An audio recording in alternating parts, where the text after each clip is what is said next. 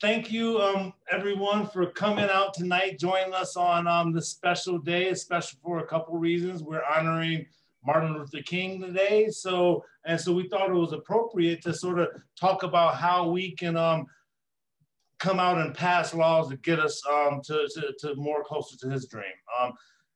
Today, I would like to take a moment real quick, excuse me, to introduce the ACLU staff.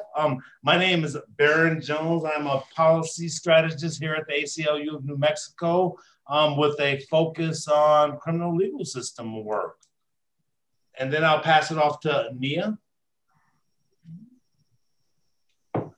Hi, Nia Rucker. I'm the Policy Counsel and Regional Manager of the Las Cruces office of the ACLU of New Mexico. And I'll pass it to Maria. Hi, Maria Coronado. I am the Immigrant Rights Field Organizer with the ACLU of New Mexico, Las Cruces office. I will pass it to Maggie. You are mute. Hey everyone, my name's Maggie and I'm a community organizer here in Albuquerque. I'm specifically focusing on fines and fees in the criminal legal system. Thank you for being here, and I'll pass it on to Dakota. Hi everybody, Dakota Watterson. I'm the Reproductive Rights Community Engagement Specialist in Albuquerque, and I will pass it to Ellie. Hi everyone, happy Dr. Martin Luther King Jr. Day. I'm so grateful to be here with all of you. My name is Ellie Rushforth. I use she, her pronouns, and I'm the Reproductive Rights Counsel here at the Albuquerque office, which means I get to work to protect and expand access to reproductive health rights and justice in New Mexico. And I think that's the whole team.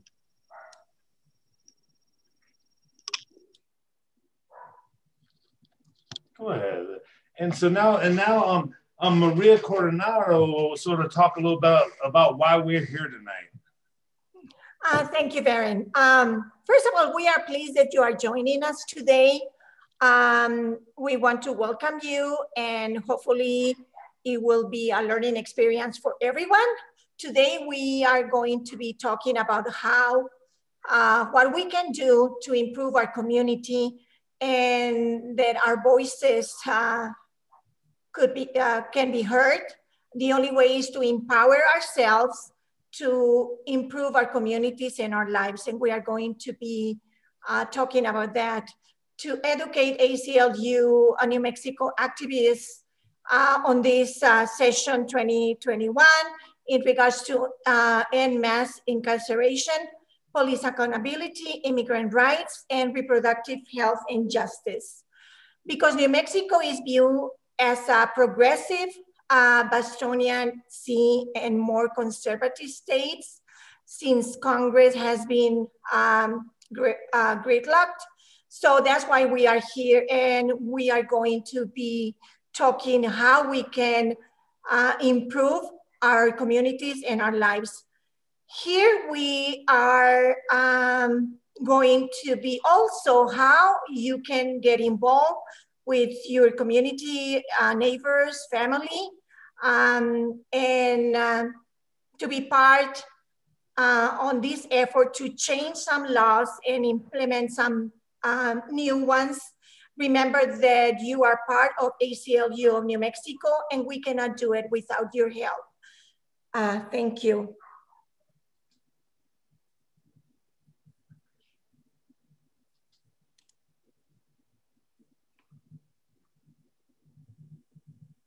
Hey everyone, Dakota again. So I'm going to talk a little bit about how the roundhouse works. So in even years, legislative sessions are 30 days, and in odd years, they're 60 days. In 2021, the session will run from January 19th, which is tomorrow, to March 20th, 2021. Sorry, I forgot what year it is. The New Mexico Constitution requires bills to be filed during the 30-day session to be related to the budget or approved by the governor. But in odd years like this one, organizations like the ACLU, Common Cause New Mexico, OLE, and many others who work with legislators get to work and try and pass what is considered proactive legislation. In addition to passing proactive legislation, we must do everything we can to block bad legislation that surfaces, especially bad criminal sentencing bills. Most successful bills will need a majority vote in 2 committees in both the House and Senate. They will also have to receive a majority floor vote in both of these bodies. It's fast and it's furious, and we've got a lot of work to do, but we won't be successful without your help. We actually have a question for you guys now, whoever is in the audience. And I believe that Nia is going to put up a poll. And if you just want to answer this poll, you can say if you have lobbied, if you haven't, if you've lobbied in New Mexico or another state. And then for those of you that have lobbied, if you want to put in the chat what your experience lobbying in New Mexico is, that would be awesome.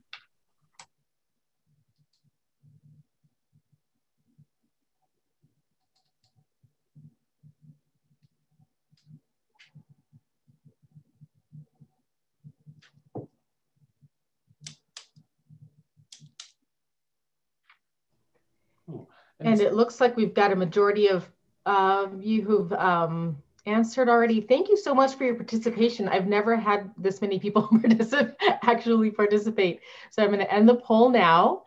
And it looks like we have out of the folks who are signed up for today, a lot of you have lobbied before here in New Mexico.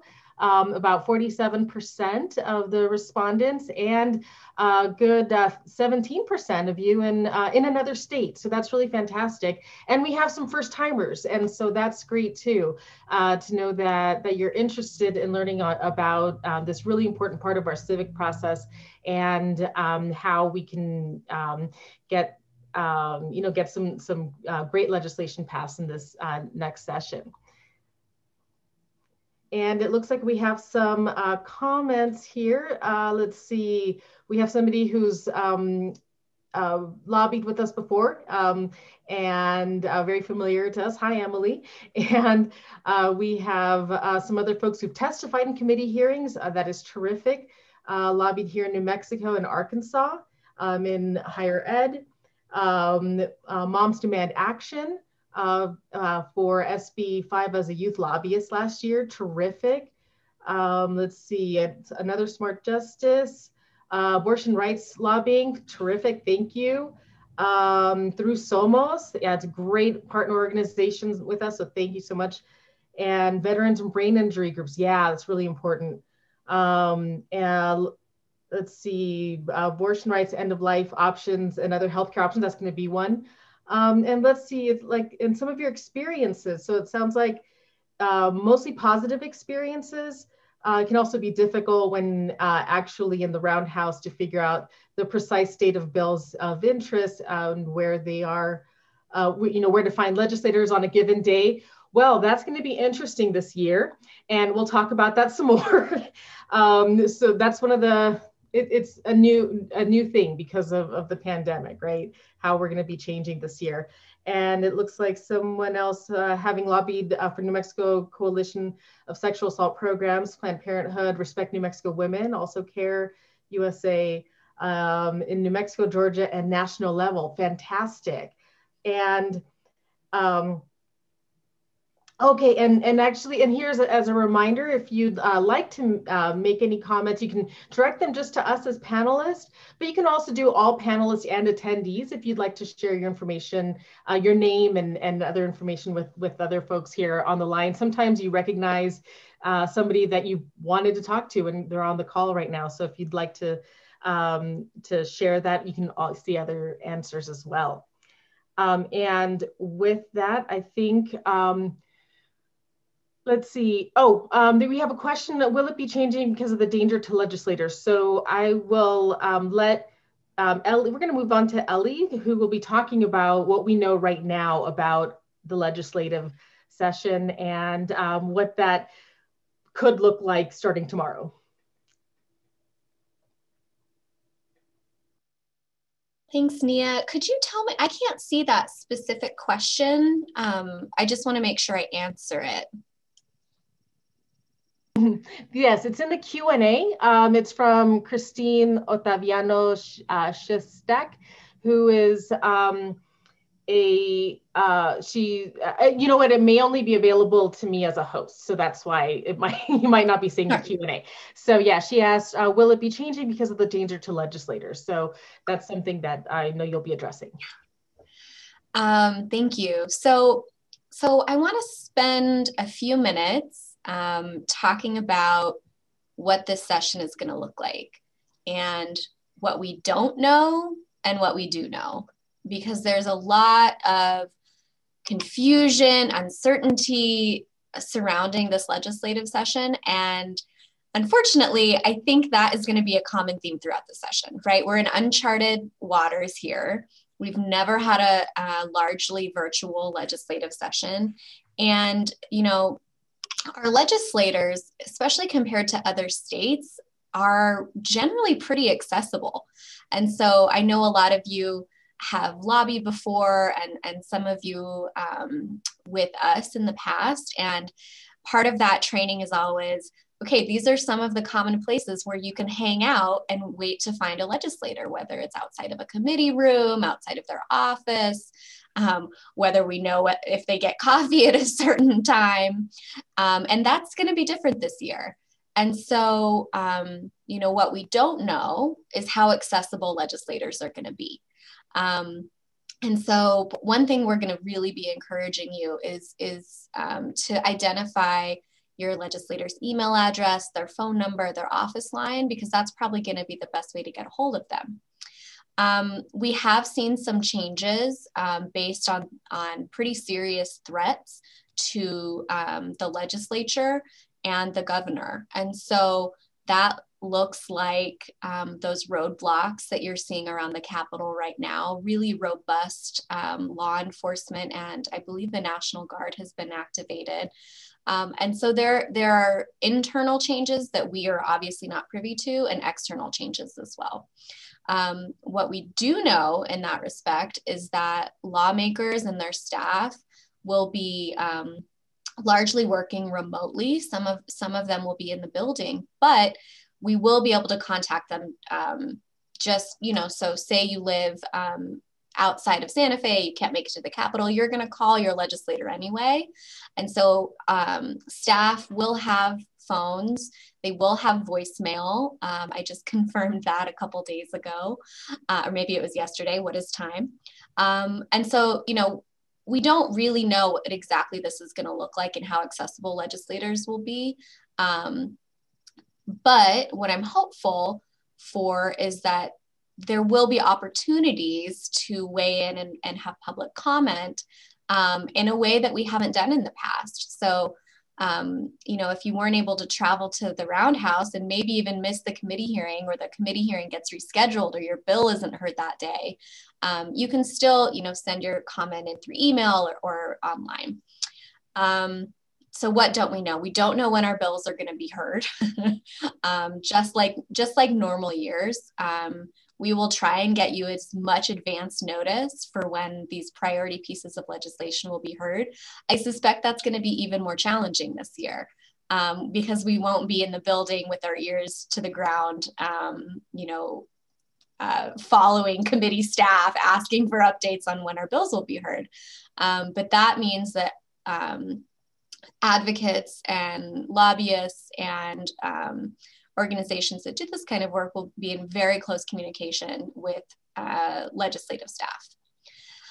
You know, we also don't know what kind of shenanigans to expect. There's always a little bit of, there's always some shenanigans at the Roundhouse, and we don't really know what that's going to look like this year. And so I think what I would like to say is to expect the unexpected, and when in doubt, reach out directly to a member of our staff, and I believe contact information will be shared. But what we do know, and what I think is the really good news, is that we, regardless of the challenges that COVID is bringing, we have a robust legislative agenda in all of our strategic issue areas.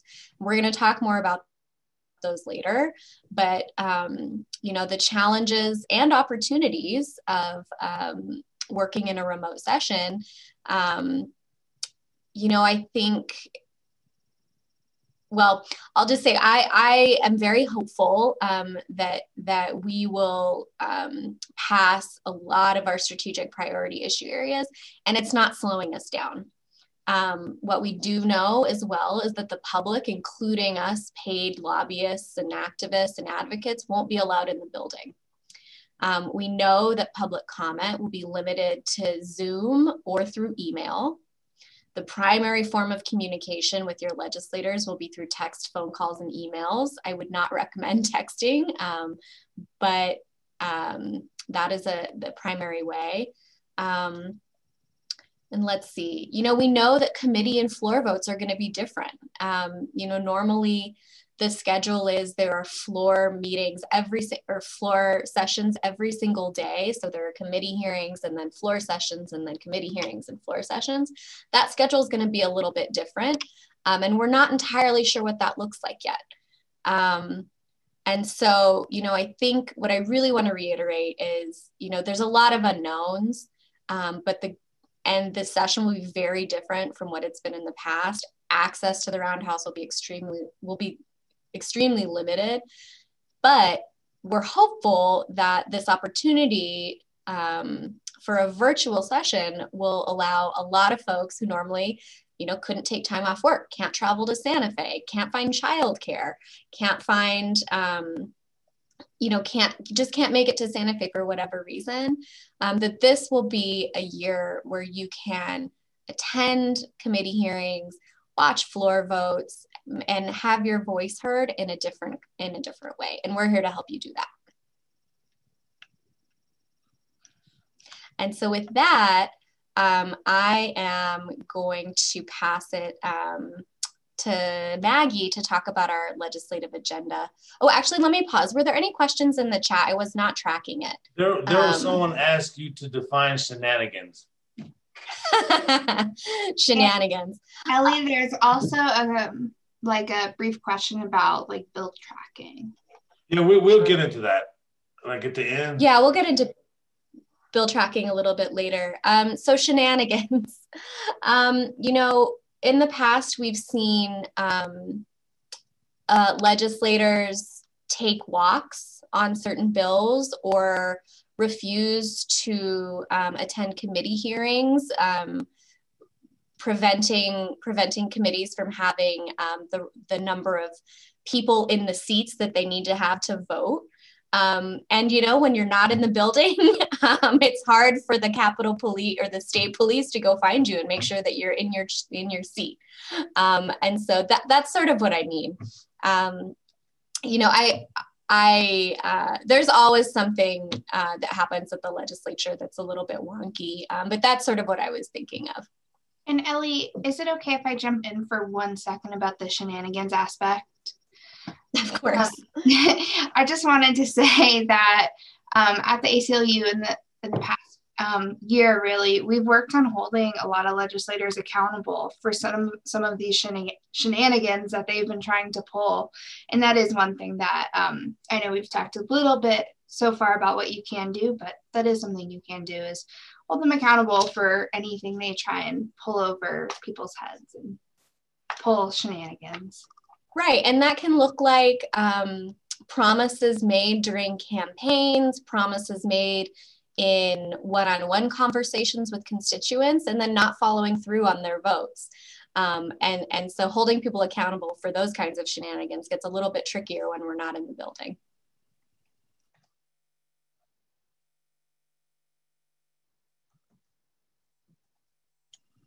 And now so and with that, Maggie's going to jump in a little bit on our agenda.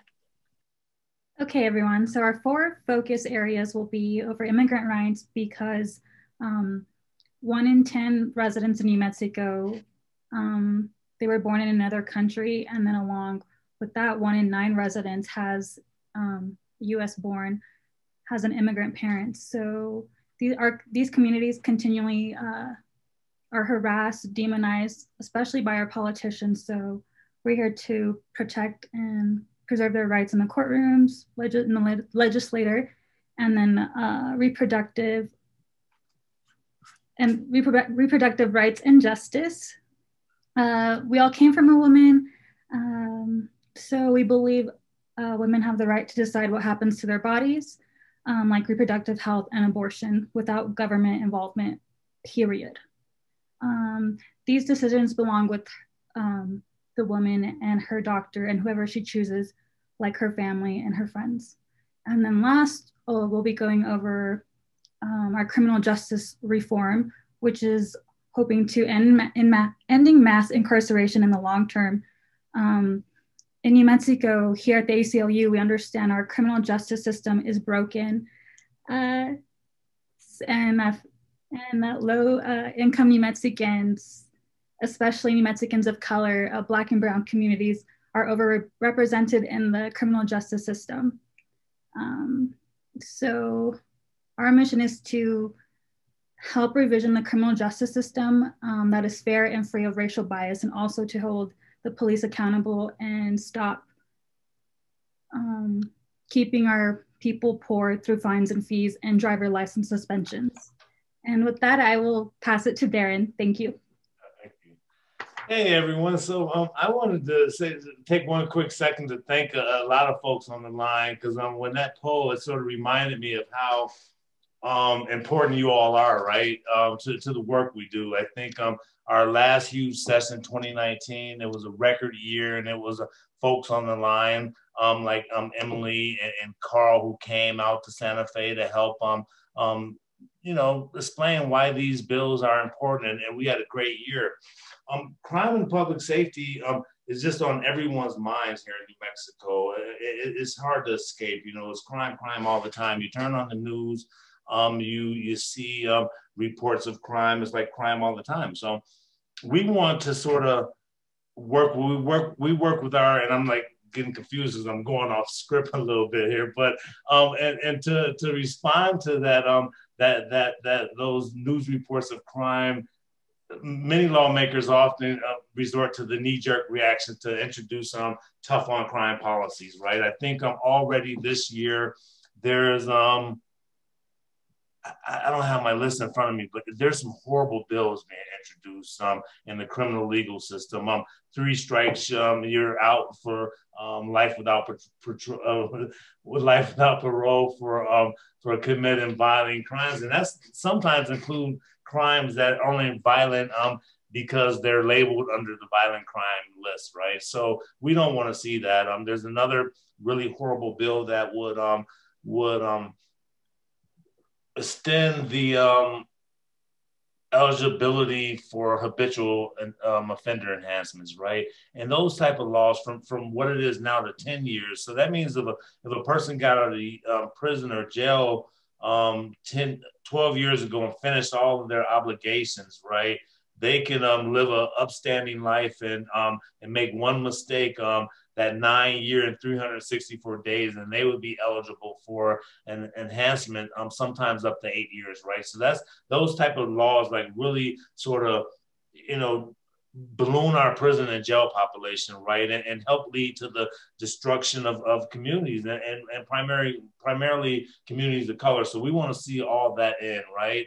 So instead of politicians and policies makers looking for the quick fix, we want to see them pass smart, comprehensive legislation that get at some of the problems we're facing, right? We've seen here in the spring and summer, you know, folks took to the streets, right? You know, protesting against something I personally already knew, that our criminal legal system is just horribly racist, right? And we want to work on legislation, pass a use of force legislation that would sort of get at that, right? We want to make sure that New Mexicans, you know, our state folks lead the nation, and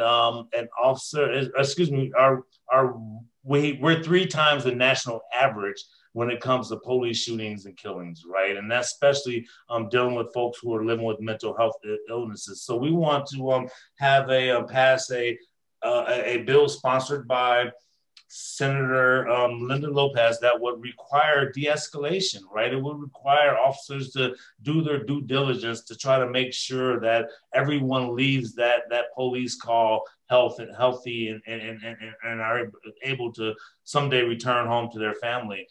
We also are working to pass the New Mexico Civil Rights Act, right? And we need both of these bills. We're going to need you all's help on, right? Right now, the New Mexico Constitution is just a piece of paper, you know, for all intents and purposes. Right now, it sounds good, it reads well, it affords the New Mexicans some protections in some areas, far stronger than what the Bill of Rights and the Constitution does on the federal level. And so we want to see that New Mexicans have a right to seek action when they believe government employees have violated their rights, right? Right now, that can't happen. Cases go up to the federal level and sometimes they, get dismissed for various reasons. But oftentimes we see that defense of qualified immunity implemented, and so the bill in New Mexico, folks wouldn't be able to do that. They wouldn't be able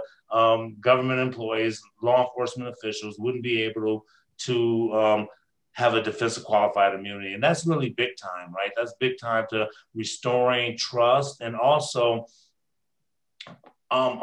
sort of bringing about accountability. Now, when that bill is discussed, you're going to hear like this doomsday rhetoric about, we won't be able to get insurance and we won't be able to keep and retain, good police officers because they'll be scared. Well, this law, this New Mexico Civil Rights will make sure if a judgment or a settlement is against an employee, there will be and I'm probably talking too much here, but it will be indemnified, right? And that means that the government will pay for that settlement or that judgment. Now, some people say, well, that's concerning. Well, I think we should be more concerned when folks are violating people's protected rights with impunity. So I think it's a cost. It's a balancing act, right? And we won't have these issues if folks just sort of treated people a little bit better, or and then the two bills that I'll touch on regarding our mass incarceration work, right? Right now, someone just sent me an email last week that broke my heart, right? They told me that 6 people had died of COVID in December alone in Central New Mexico Correctional Facility in Los Lunas, right? That is absolutely unconscionable, right?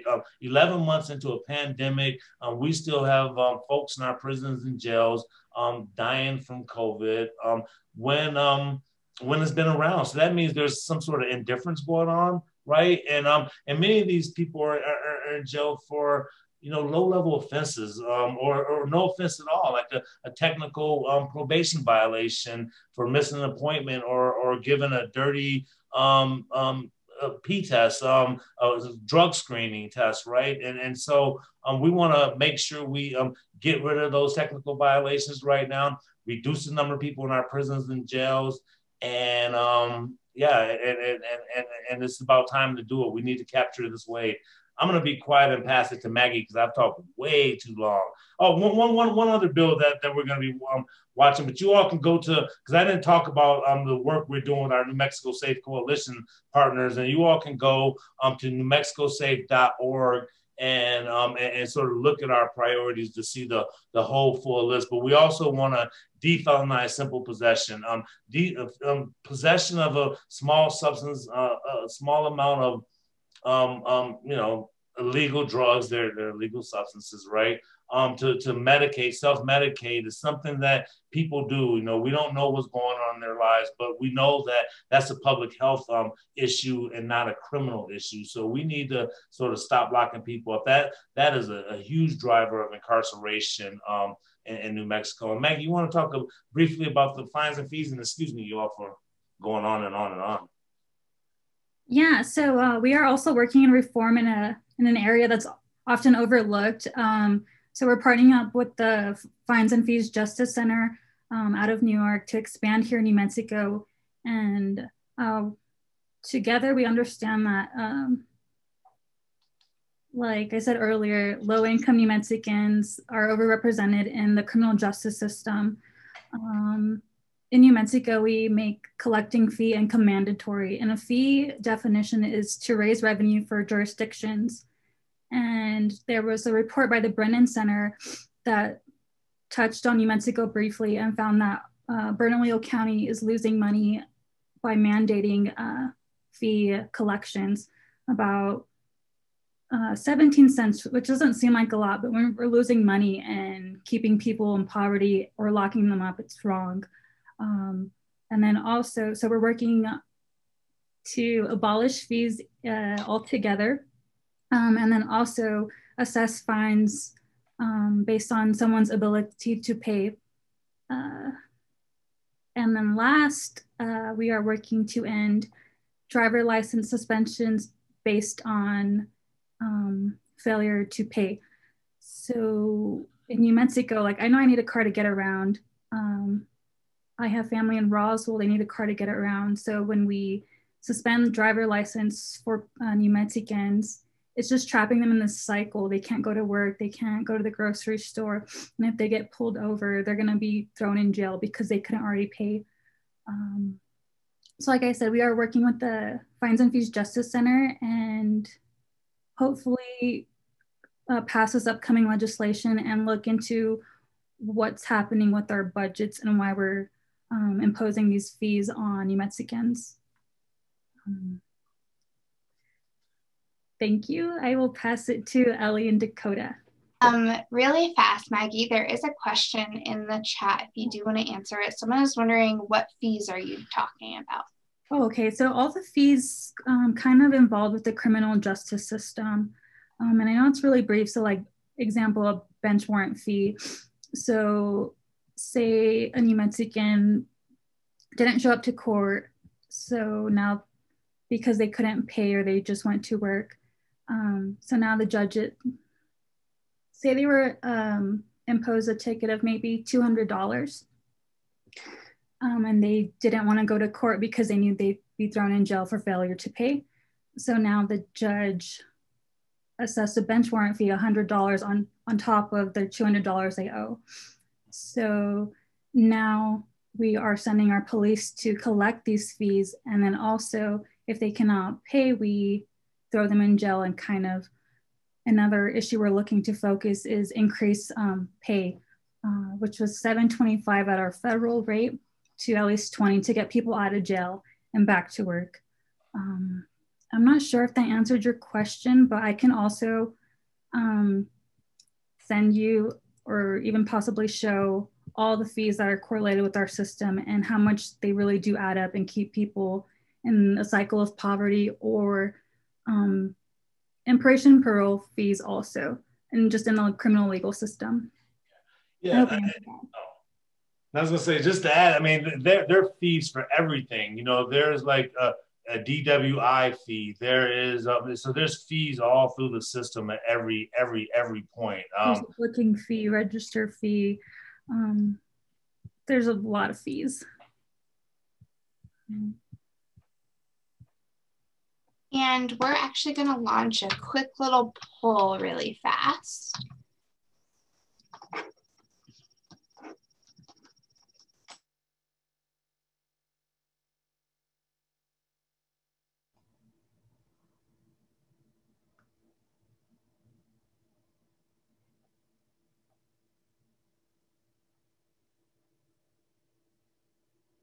And the question for those who are listening but aren't able to see the screen, who here has a family member or friend involved in the criminal legal system?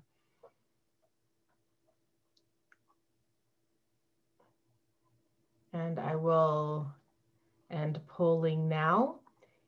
And interestingly, of the respondents, overwhelmingly 69% are saying no, I'm sorry, 31% saying yes. So some of these ideas may be new to you. You may not, I know that you know, sometimes when we have family members who have involved ourselves or have friends who have been involved in the criminal legal system just because they've been, you know, had some charge, it's you your eyes get open to the fees and the fines. And that was, I was a public defender before I came to the ACLU.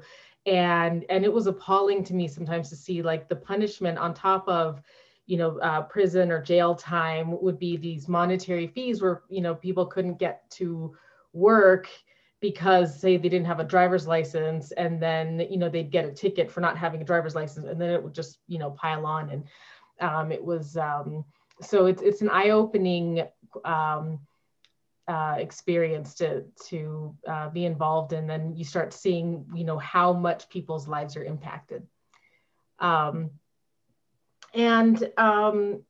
Let's see, we had a question in the Q&A from Emily about a summary sheet listing the criminal legal system reforms being supported by the ACLU, or a link.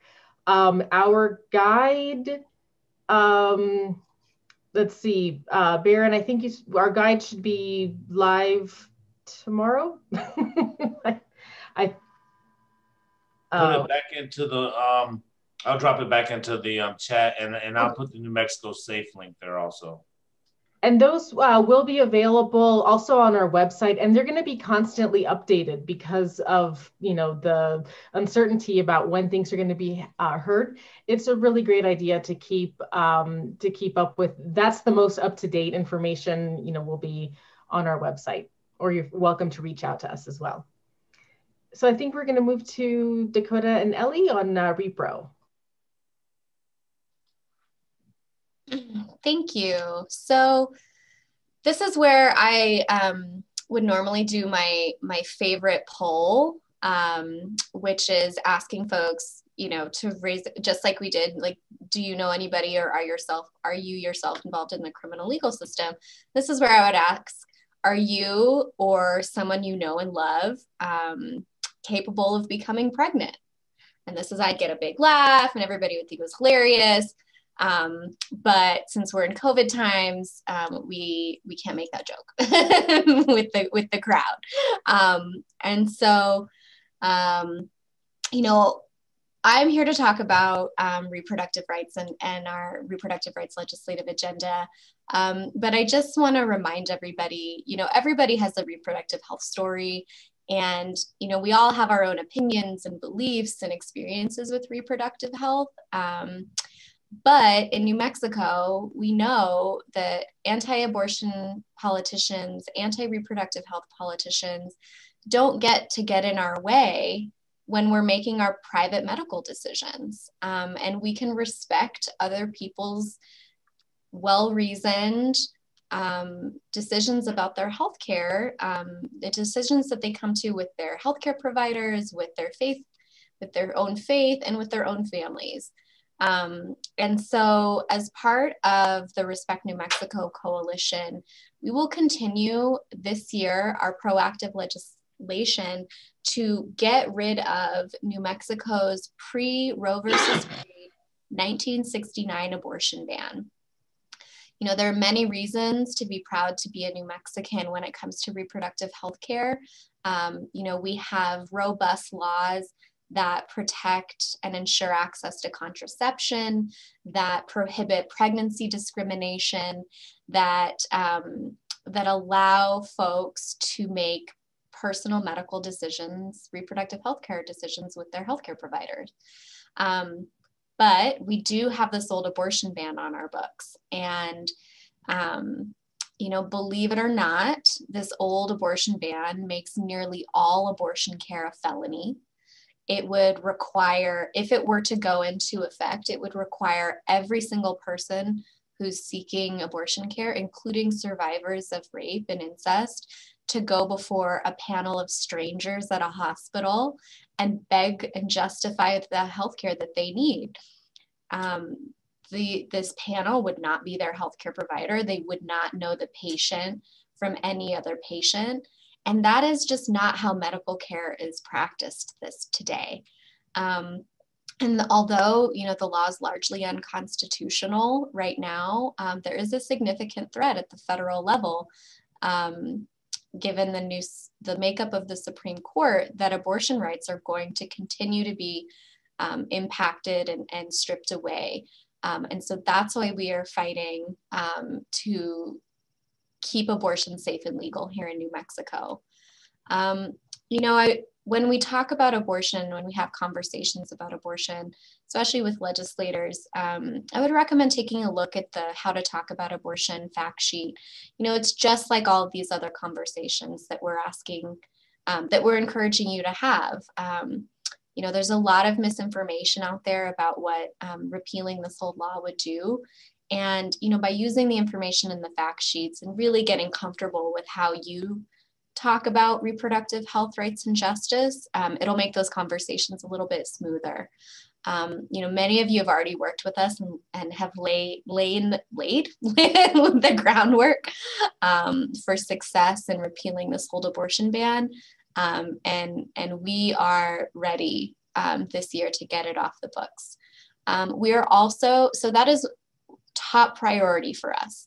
We're also following several other reproductive health related pieces of legislation that I'm not going to get into deeply here, but they include affirmative consent education. This isn't necessarily reproductive rights related, but it's healthcare related. The end of life options piece of legislation, it's HB 47, I believe. And there are a couple other things that we don't really have time to get into, but we'll include on our list of legislation. So thank you so much for your time. Dakota, I see you just went off mute, so I will mute myself.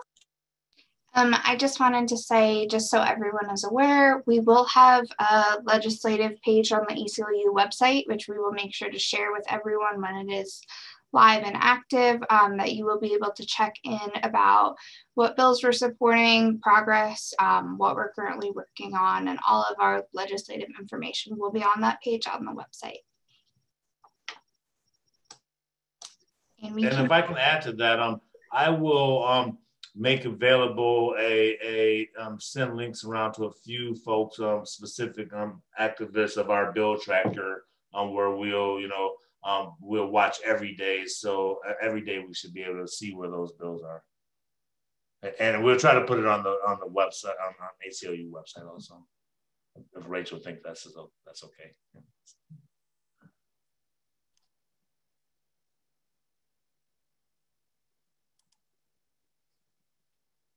So I'm going to be talking about immigration rights. We are supporting two bills, but I just wanted to make sure that you know that the ACLU of New Mexico is dedicated to expanding and enforcing the civil liberties and civil rights of immigrants, and to fight for public and private discrimination against immigrants. How we do it? Using litigation, advocacy, and community outreach.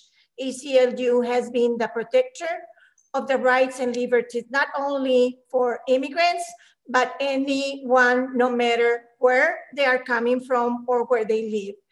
ACLU of New Mexico is being on top of every major legal issue on behalf of migrant rights, prioritizing and challenging laws that deny immigrants the simple and most legal, like access to courts in the legal system. Last year, it was challenging to everyone, but ACLU did not stop and will not stop. We continue working, changing the injustice for migrants, immigrants, and supporting other organizations that share our same priorities. So last year, during the 2019 session, the State Disclosure of Sensitive Information Act, House Bill 141, passed the House 43 to 24, but we ran out of time on the Senate. So this year, Somos un Pueblo Unido and ACLU is introducing again the Sensitive Information Act. The act, when it comes law, creates a provision prohibiting state employees from disclosing sensitive and personal information, to include the person's status, if they are receiving public assistance, or if they are a crime victim, the individual's sexual orientation, gender, identity, physical or mental disability, immigration status, national origin, religion, security number, ID number. So to ensure information and documents provided by the Motor Vehicle Division of New Mexico, residents are not turned over to federal law enforcement without strict criteria. So this is one of the many bills that either we are sponsoring or we are supporting. And I'm going to pass it to Nia, and she will talk about people over private prisons. Thank you. Thank you, Maria. The COVID-19 pandemic has heightened awareness of the conditions that people in detention experience, both in criminal and civil detention.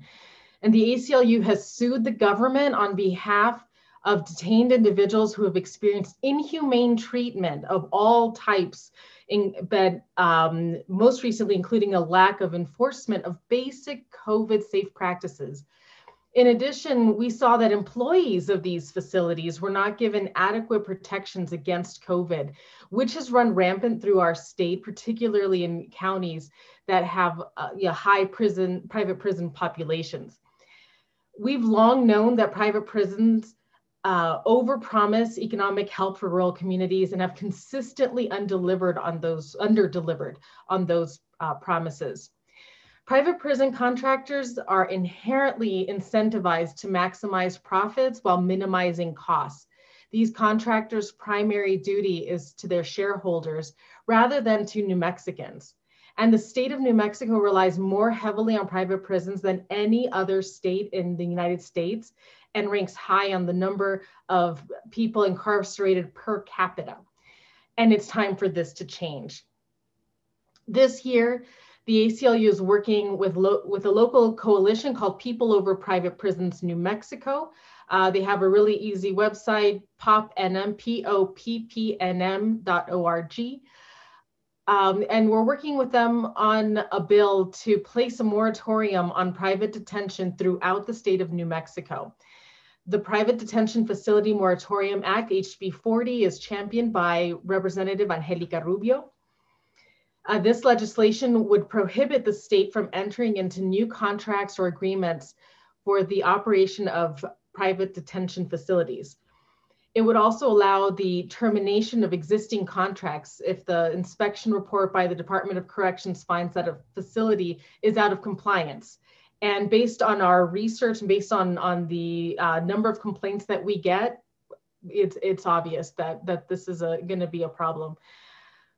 No state or local government entity could enter into new contracts, renew or extend or expand any existing agreements between private contractors and New Mexico government bodies.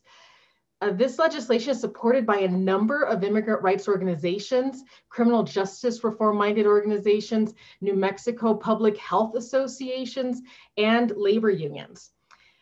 If you would like more information about this effort, the coalition People Over Private Prisons is actually having a week of action this week. And so you can check out their website and get onto their listserv. That's POPPNM, so People Over Private Prisons New Mexico.org.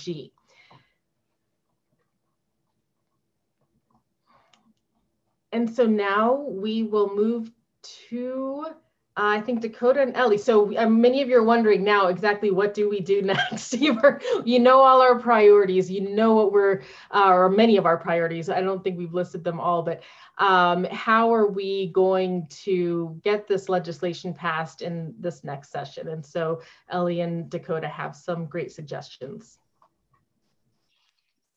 So if you do look on this, on the page that's up right now, you can see we have created a sort of blank script for you when you talk to legislators. So this is, you can use this if you're writing an email, if you're writing mail, if you're calling them. We just ask that you do a little bit of research, make sure you know what you're talking about. Obviously, you don't need to be a professional and a pro. Just please make sure to use correct language. A lot of the language for our specific issue areas is very specific. But for example, if I was to do this, I would say, hi, my name is Dakota Watterson. I'm a constituent of Representative/Senator blank. I'm calling because I would like the representative or senator to support the bill we're working on. It would be the New Mexico Women and Family Act. I would like them to support it, and then I would ask them or I would just insert some talking points why this matters to me, and why it should matter to them. And Ellie, I know I see you ready to go. My biggest piece of advice is be nice to the secretaries. And, you know, I know that we're talking about, we're all passionate about these issues, right? And it feels really high stakes when we're talking to a legislator, their staff, even when the beauty of sending an email is, right, you get to compose your thoughts and review it and make sure you get to say everything you want to say. But if you're calling somebody, you know, the legislative staff, they're getting calls all day, every day. And now they're probably going to be working from their homes. They're probably going to have their kids running around. They're probably going to be doing virtual school with their kids. And so my biggest piece of advice is just to remember that there's a person on the other end of this phone who just like you, is having a really, probably a complicated day.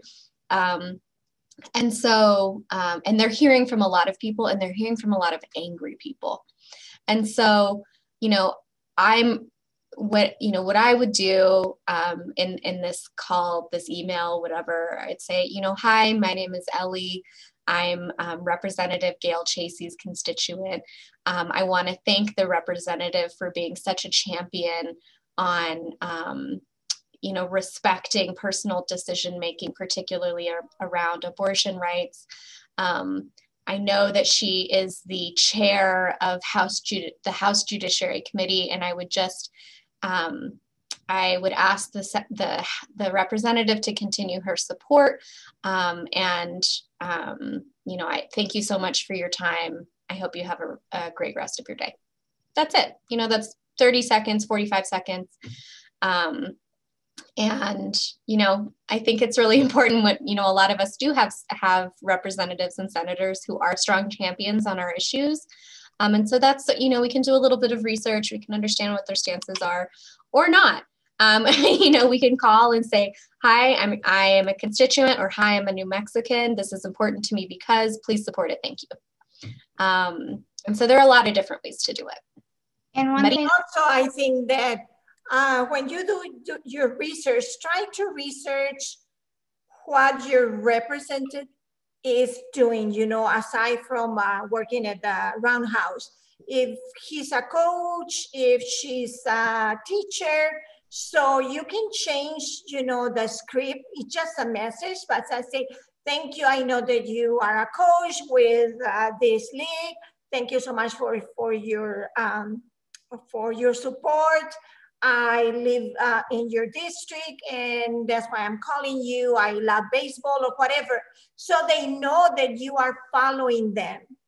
And also when they are not too nice, don't take it personally, like Ellie was saying. You know, sometimes everyone has a rough week or a rough day, but even though they are not answering, you know, continue calling them or continue sending them emails, you know, because they are busy as we all are.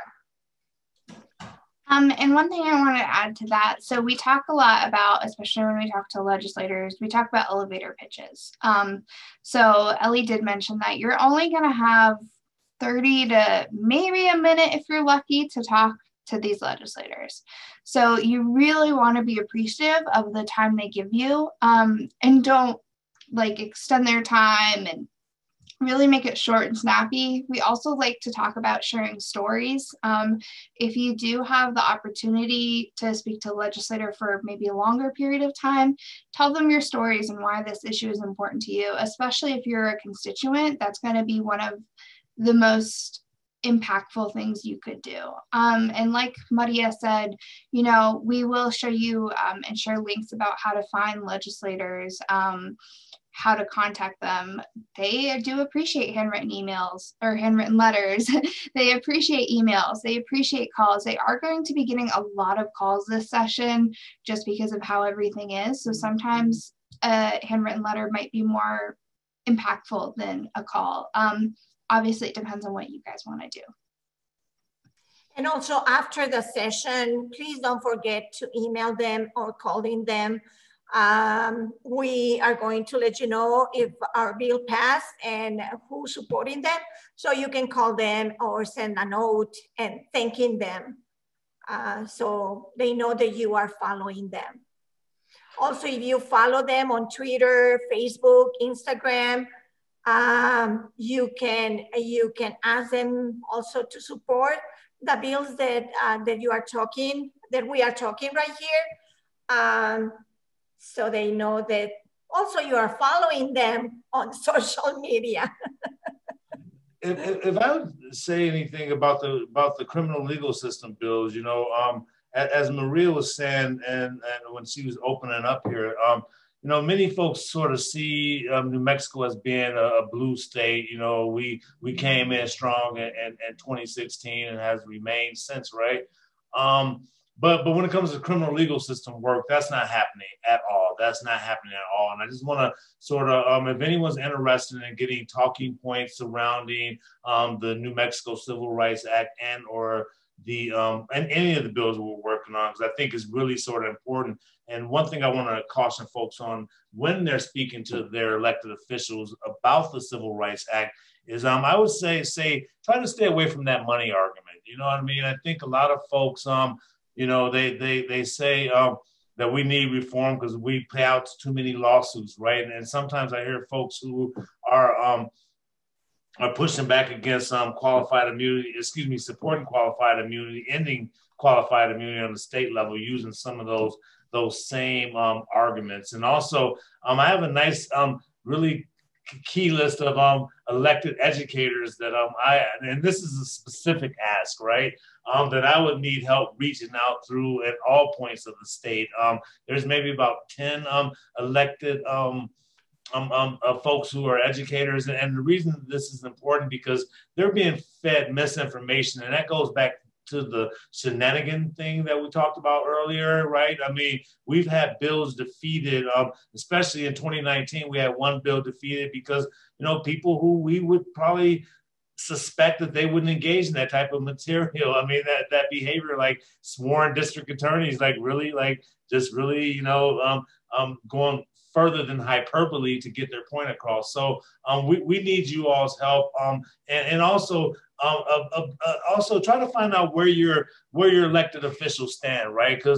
Because you know, we can avoid, you know, having folks necessarily be mean to us by not trying to reaching out to people who just aren't on our team, right? And there's going to be people who are like, you know, they're so set in their ways. There's no way in the world, like Representative Smeedy's, right? He said something. I was responding to something Representative Smeedy's said, and I was really worried about darn, did I say the wrong thing? And I was reached out to our communication director to ask him. He's like, no, Baron, that's one of those folks that never get them. You didn't say anything wrong. They'll never be on our team. And there's some folks like that. Like, you know, I would never approach Representative Bill Ream asking him to support my use of force legislation, or Greg Nyber, Representative Greg Nyber for that matter, right? Because, you know, they will tell me to kick rocks, right? So I just wanted to get that out there, but thank you all. So Ellie, can you touch on the question about what if your representative is not in the roundhouse, and how do you get them to be more active? So I would like to challenge the premise of the question. I super appreciate it. But even if your senator, your representative is not in the roundhouse, they are going to be busy. They are going to be active. I know, I've been working closely with several legislators, some of whom are not going to be going into the building at all because, either they themselves have health risks, increased risks with COVID. They have family members. They have, so there are a lot of reasons why somebody might not be in the building. They are so committed to many of them, I can't speak for all of them, but they're so committed to their constituents that they have been working tirelessly to figure out how to be just as, maybe not just as available, but available, active, and present, either from home or they'll be working from their office actually in the building. So there are a couple different ways that you can encourage communication with your legislator, and that's email and phones. Their staff are going to have phones. They're going to be letting their legislators know who called, who emailed. They're going to be in the same committee hearings. They're going to be the same floor votes. And some of them actually are going to be in the building, just working from their offices. So I totally appreciate the question. I think it's going to be an unprecedented year. But I do think, they are going to continue to work for their constituents, even if the work looks a little different. And then I see Barron laughing at me and Dakota chomping at the bit to get in to challenge me on. So no, I was just going to say that, many legislators are going to have office hours, and as things sort of pick up, we'll be able to sort of fill you in. I have so much junk on my desk, but a few folks read them out to me, and I don't have them available. So some of them will accommodate the public that way, and I think encouragement is coming from leadership for folks to make themselves more accessible, and just about them not working. I get texts from those lawmakers at like 10 o'clock at night. Like, I'm like tripping, like, what y'all doing? Like, you know what I mean? Like, take it easy. So, I mean, they're really putting in work all weekend long on these issues. And so, and anyone who know me, that if I'm giving them some props, there must be something to it, because I'm, sort of skeptical sometimes. I just want to jump in. Ellie, I'm not contradicting you. I just want to put that out there. I just wanted to touch, there were some questions in the chat about notes. So handwritten notes are still okay. We ask, please don't lick the envelopes, seal them with water if you are going to send handwritten notes to your legislator. Their information is available on the NM Legis website. I did share the link. You can find out who your legislator is based on your address if you don't know who they are. And once you go to the legislative page, their phone number will be available. Sometimes that includes a personal number as well as an office number, and then their address will also be available. So there is that information to find when you are writing a letter to them. Some of the issue areas will also have some letter writing online and over Zoom. Reproductive health, we will have a bi-weekly letter writing night. So if you are interested in that, you can let me know based on, just put your email in the chat if you want to be included in that. And in that, we'll teach you how to write letters to your legislator and all those little logistics as well. And also, all the information that we are sharing is in our webpage. Okay. You can check, and also we are going to have on our webpage the bill tracking, how they are doing, where our bills are, what are we missing, times and days of actions that we are going to be having. So just follow us, Twitter, Instagram, Facebook, and our webpage.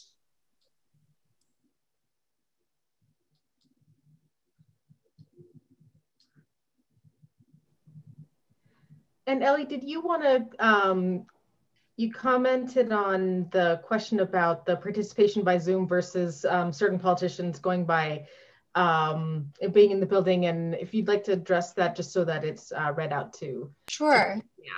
Yeah, so there was a question in the chat about, well, Nia just recounted it, but my response was basically, that's correct. There are some legislators who are going to be in the building and in committee rooms and in on the floor.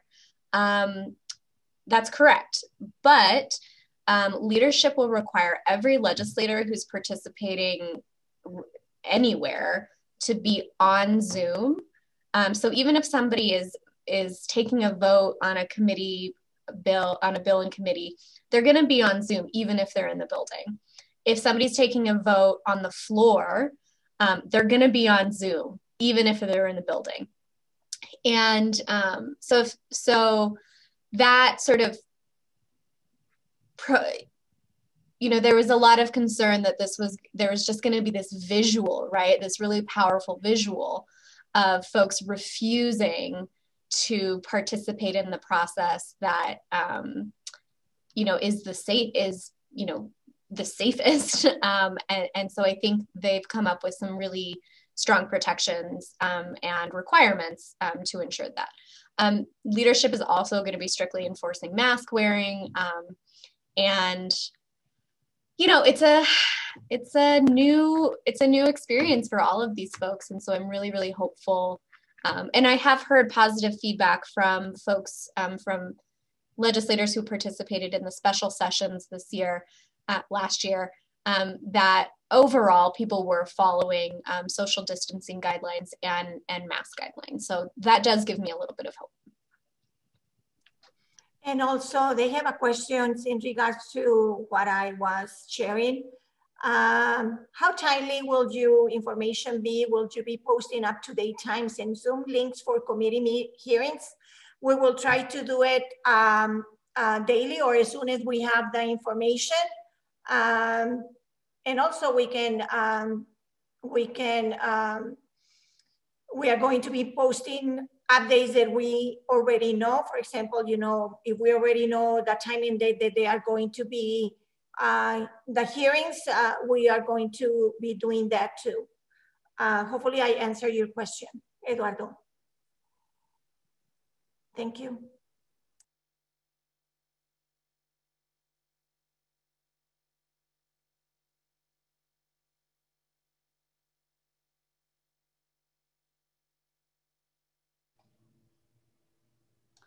Baron, I don't know if you want to go into a little bit of our Think Global, Act Local section on our PowerPoint.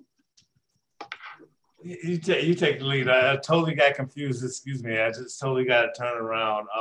I was just going to say that, what we do here in New Mexico, I'm sort of really, I got totally turned around, Think Global. So I'm going to, hold on. Yeah.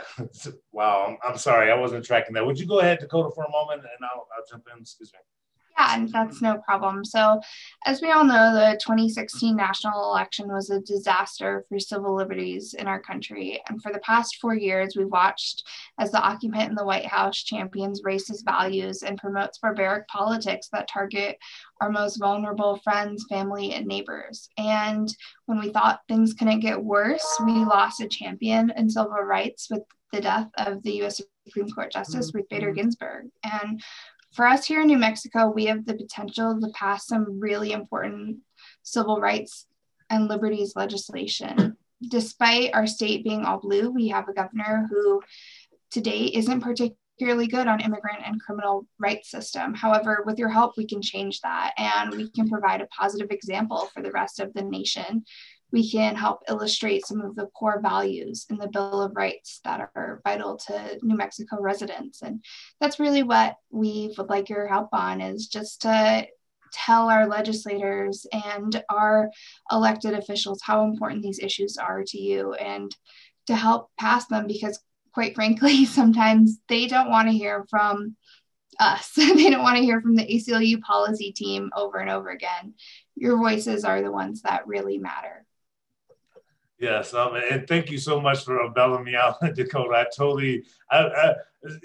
I've been going through this thing, folks, with the bill I'm working on, and like it's been like I had knots in my stomach. So and I just seen we get email notifications, and when it came up, I have another issue. I just sort of totally lost it. But Dakota's right.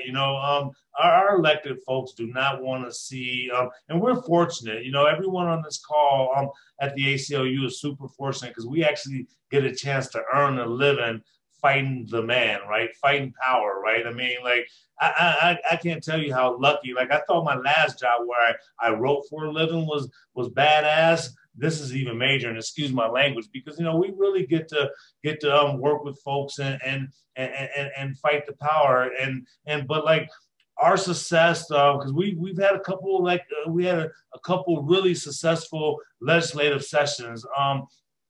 2019. I mean, I think that was the most successful session in our organization's nearly 60-year history. But the only way that happened was with you all, right? Your support, like I mentioned, Carl, Emily, and a few other folks on the call who come out to help us, get these bills passed and speak truth to power. And we really need you all's help.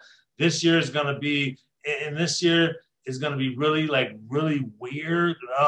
And so I know me and Dakota have had tons of conversations about how anxious we are and how much anxiety going into a all virtual session is going to be. But with the help of you all, we're going to have a year even better in 2019, because this stuff we're passing this year, I mean, it has some impact, right? I mean, like, if we can pass the New Mexico Civil Rights Act, get rid of that horrible, outdated, crappy abortion law, and some use of force legislation, fines and fees reform, moratorium on private prisons. That's some impactful stuff, and we will start reaping the benefits right away. And thanks again for saving me, Dakota.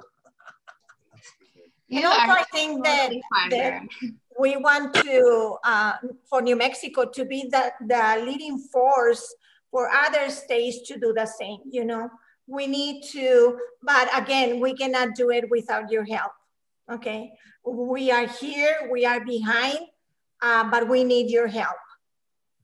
So the next part of our PowerPoint in this training is kind of what's next. And I know a lot of us have touched on it, and we have just kind of dumped out a lot of information for you all. I just want to say that this presentation is recorded. We will be sharing it hopefully on our social media platforms, as well as definitely our website, so you can check back on this if there's something you wanted clarification on. We will also be sharing our advocacy guide hopefully soon, as well as some important documents such as how to talk about these issues, talking points on our bills. So we will share them with all of you, and they will be available on our website as well. What we really suggest is just, I'm going to share a link that you can fill in if you want to stay more involved, or you can email us. We do have a little sign in that we ask if you are willing to sign up for. That would be awesome, just so we can keep you informed. For Reproductive Rights, we do have a Facebook group, which I will also share if you would like to join that. We will be sharing kind of the most up-to-date information as we get it on that Facebook page. I know that Maria has really great email lists that she sends out and provides up-to-date information, along with Baron and Maggie. And, we suggest, calling your legislators, finding out where they stand, writing your legislators, hosting little house parties where you talk to your friends, Zoom parties, not house parties. Please don't host house parties right now, but Zoom parties where you talk to your friends about the issues, and maybe you do a virtual Zoom party where you all call up your legislator. This is kind of the time where we have to be really creative on how we talk to people. And it provides us with a lot more opportunity to get involved than we normally have. And we will be available if you need help. If you have questions about what to say to your legislator, just send us an email.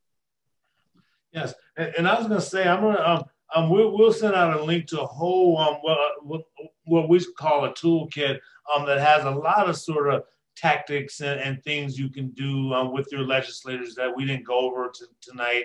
And if you need, if you have questions about the stuff, and it's also that toolkit will have an updated, contact list from that Maria gathered for us from the New Mexico Legislative website, and would also have a few documents about how to talk about this stuff, how to use the language, and this is just something that will help your advocacy as you move forward and to working to make change.